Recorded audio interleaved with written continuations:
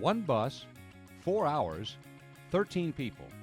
Detroit 2020 showing off our city to people who seldom, if ever, venture into Detroit.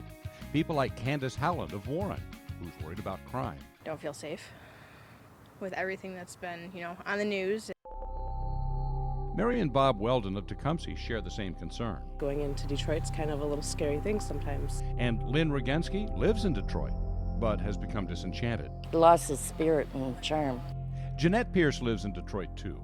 She loves the city so much, she started Inside Detroit, a nonprofit tour company. She'll be our tour guide. This tour is definitely not about just shiny Detroit or rose-colored glasses, but it's about building perspective. The tour went through Corktown and southwest Detroit before arriving downtown. The first stop was to admire the architecture of the Guardian Building. It's so beautiful, it's so majestic, and it's one of those little pieces of Detroit that you don't really know you have. I've had like a second look of Detroit. The next stop, Rivard Plaza on the Riverwalk. Many of our group had heard of the Riverwalk, few had seen it. The last time I saw it, it wasn't really in that shape yet. So that was really cool, too. The entire area behind the Renaissance Center is different from I remember it. It was a beautiful day on the waterfront. We gathered for a group photo with the Wren Center in the background. As we left the Riverwalk, a few people spoke of returning with their children. I love the Riverwalk. I love their stuff for my kids. I think we're more excited to take our kids down there. Back on the bus, we continued to head east along the river. Jeanette said big changes are expected in the area soon. This is the most valuable land in the entire state right now, basically. The mansions of Indian Village impressed many in our group. But we didn't only drive through the nicest areas, we also saw blight and urban prairie. At the Earthworks Urban Farm, we stopped just long enough to get a good look at a great harvest.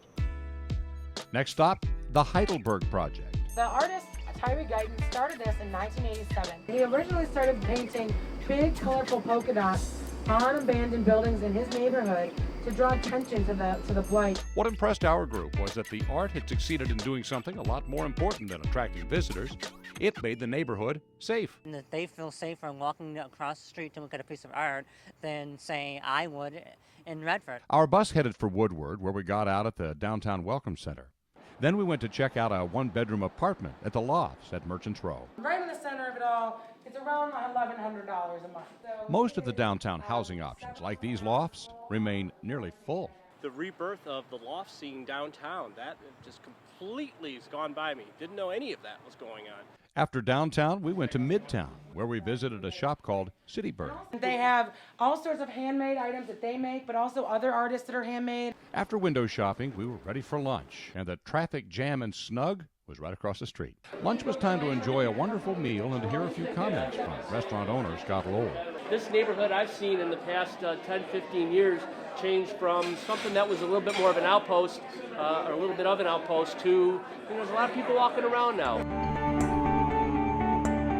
As we got back on the bus one last time, many of our group looked at the city with a changed point of view. Did anything change your mind today? Oh, absolutely. I would go down. Matter of fact, we were at lunch, and we're going to the Tiger game on the 9th of September, and she wants to eat where we had lunch today. Learned a lot, saw a lot. I have a different perspective of the city.